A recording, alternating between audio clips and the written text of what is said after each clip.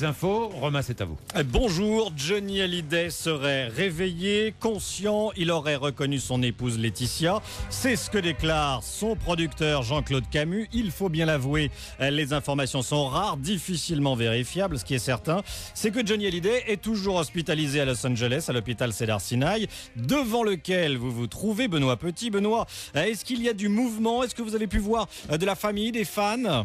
Écoutez, c'est plutôt calme. Pour l'instant, il est 23h ici à Los Angeles. Devant l'hôpital, il y a quelques journalistes qui, effectivement, veulent en savoir plus sur l'état de santé de Johnny. En revanche, pas de fans. Il faut dire qu'ici, Johnny n'est pas forcément aussi connu qu'en France, n'est pas forcément l'idole des jeunes ici. En tout cas, ce que l'on sait, c'est que plusieurs personnes de son entourage sont présents. Il y a d'abord, bien sûr, sa femme à son chevet depuis le début, et puis sa nièce, ainsi que quelques amis proches, Jean-Claude Darmon, un homme d'affaires, et puis Claude Angeli, le photographe attitré de la star. On ne sait pas en revanche si son fils David et sa fille Laura feront ou non le déplacement. Mais l'information de ce matin, effectivement, c'est cette nouvelle. Johnny irait mieux, c'est ce que nous disent ses proches. Il est conscient et surtout, il aurait, semble-t-il, été débranché de quelques-unes des machines qui lui avaient été imputées depuis le début de son hospitalisation, notamment du monitoring. Donc, information qui devra encore être confirmée par le communiqué de presse sur l'état de santé de la star qui doit venir un petit peu plus tard dans la matinée.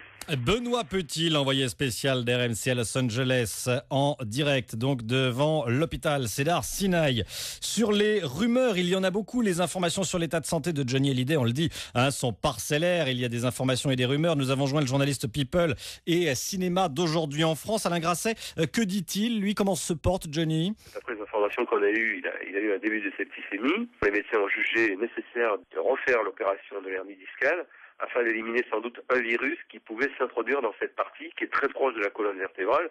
Johnny devrait s'en sortir, mais c'est vrai que c'est très très inquiétant. Et il ne faut pas oublier qu'il a quand même eu pas mal de petits soucis, de gros soucis même, depuis cet été.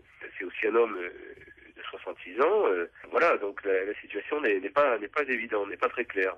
Alain Grasset avec Philippe Grillet sur les rumeurs. Johnny Hallyday aime en rire, lui sur qui de nombreuses rumeurs courent et ont couru. Voilà ce qu'il en disait à la mi-novembre sur Canal+. Des rumeurs, on en dit sur moi depuis toujours. Un jour, j'étais à Los Angeles chez des amis et Paris Match appelle. Et à l'époque, il y a de ça 20 ans, en disant mais Johnny Hallyday est mort. On voudrait confirmation comme quoi vous êtes bien vivant au téléphone. J'ai dit, si je vous parle, c'est que je suis vivant, non? Voilà, Johnny Hallyday qui était interrogé par Michel Denisot ce matin dans le magazine Elle. Laetitia Hallyday, sa femme, concède avoir eu peur pour son mari cet été, juste après son opération pour un cancer du côlon.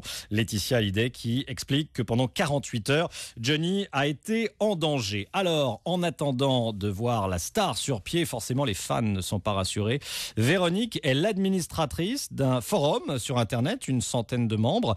Comment se sent-elle ? Je suis quand même relativement inquiète puisque quand on est malade comme il aurait fallu qu'il ait vraiment 1 mois de convalescence et encore c'est peu pour lui. C'est un dieu pour nous mais c'est quand même un mortel. Au moment où je vous parle, je suis dans mon bureau, je suis entourée de Johnny Hallyday. Voilà, j'ai du Johnny de partout et ça part des derniers timbres que la Poste a produits, qui sont encadrés au mur. J'ai des photos, des vraies photos, des disques de partout. Voilà, je suis entourée dans mon bureau, je suis dans le bureau avec mon fils là et on est entouré de Johnny. Véronique avec Nicolas Marsan ici. Johnny Hallyday a dû être réopéré ces dernières heures. C'est à cause de lésions qui font suite à son opération pour une hernie discale à la clinique du Parc Monceau à Paris. Opération pratiquée par le docteur Delajoux, plusieurs fois condamné et que nous avons joint ce matin et qui refuse pour le moment de s'exprimer. Dans un instant, toutes les explications médicales avec en direct sur RMC le professeur Nguyen, chef du service de neurochirurgie au CHU de Nantes. 8h04 RMC, pas de rayon vide dans les grandes surfaces avant Noël. Hier, on était un petit peu inquiet, il faut le dire, un petit peu moins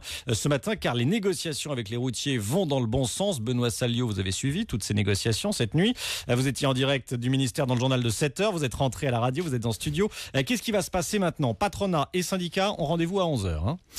Et à 11h, un accord pourrait donc être signé. Les chauffeurs routiers obtiendraient ainsi les 4% d'augmentation de salaire qu'ils exigeaient et en plus la création d'une mutuelle généralisée. Alors il faut dire que l'État a dû mettre la main à la poche. Le gouvernement promet promet 100 millions d'euros d'allègement de charges salariales. La TLF, l'organisation qui représente les plus grosses entreprises de transport, devrait signer cet accord. Sa seule signature suffit pour qu'il soit applicable. Mais cette nuit, les organisations patronales représentant les PME ont quitté la table des négociations. Plusieurs milliers de chauffeurs routiers salariés de ces PME ne seront donc pas immédiatement concernés par cet accord. Ils devront attendre plusieurs mois pour voir leur salaire augmenter. Si les négociations aboutissent ce matin, quelle sera leur réaction ? Il est trop tôt pour le dire, mais ils pourraient décider malgré tout des blocages à partir de dimanche soir. Attention, si vous avez prévu d'utiliser le RER A aujourd'hui, même punition qu'hier, un train sur deux aux heures de pointe du matin et du soir. Rien entre les deux, ça devrait continuer demain. Premier gros week-end d'achat de Noël. Sur cette ligne A du RER, les commerçants font grise mine car l'ambiance n'est évidemment pas aux courses. Marlène vend de la maroquinerie à la station Aubert. Elle a l'impression de subir la double peine, la crise et la grève. C'est vrai qu'on souffre beaucoup déjà des affaires qui sont très mauvaises. Et en plus, on nous rajoute la grève. Autant dire que là, c'est l'estocade. C'est pas correct parce qu'à chaque fois, on profite d'une période très forte où les commerçants, soit dit en passant, ne gagnent pas autant d'argent qu'on veut bien le croire. Puis après, le chômage qui va le payer, c'est l'État. Et l'État aura encore moins d'argent et encore plus de problèmes. Et c'est formidable, formidable. Les syndicats, continuez comme ça, c'est génial. Marlène, commerçante à la station Aubert avec Claire Andrieux. Une personne toujours entre la vie et la mort à Clichy-la-Garenne après la folie d'un homme armé de 2 couteaux. Hier, en fin de journée, dans la rue, il y a un mort, un homme de 80 ans. Le forcené a été hospitalisé. Premier vol aujourd'hui à Séville de l'A400M. L'Airbus militaire doit être livré en 2012 avec 3 années de retard. La taxe sur les bonus 2009 des traders est acquise. Paris se met dans la roue de Londres. Une taxe qui pourrait être légèrement inférieure aux 50% des Anglais. Quant à Angela Merkel, elle n'a rien contre l'idée qu'elle trouve très charmante. Et ces taxes, ainsi que le sommet de Copenhague, ont été abordées hier soir à la réunion des chefs d'État européens à Bruxelles. Des militants de Greenpeace ont réussi à passer les barrières de sécurité et à accéder au tapis rouge avec une fausse limousine. Ils ont demandé de sauver les négociations de Copenhague. Copenhague, où j'appelle tout de suite Céline Martelet, l'envoyée spéciale d'RMC. Céline, ce week-end, il y aura 30 000 personnes pour le Climat Forum, un contre-sommet en plein cœur de la ville. Oui, il est juste à côté de la gare centrale, au Climat Forum. On oublie les badges, les costumes. Ici, place aux citoyens du monde, comme me disait un jeune Français. En fait, on a l'impression d'être un peu partout sur la planète. Hier, des dizaines de groupes venus de toute l'Europe sont arrivés, sac sur le dos. Ils ont croisé des femmes venues du fin fond du Pérou, des Maasai du Kenya. Au Climat Forum, on débat également l'impact du tourisme sur la planète, par exemple, mais aussi des thèmes plus politiques, comme comment s'attaquer au capitalisme et au changement climatique. Le discours est plus radical. Des jeunes Français avec qui j'ai discuté m'ont avoué qu'ils étaient là également pour faire le plein d'énergie sociale. Céline Martelet à Copenhague pour RMC 8h07. Bon réveil, voilà, vous retrouvez tout de suite Jean-Jacques Bourdin. Oui,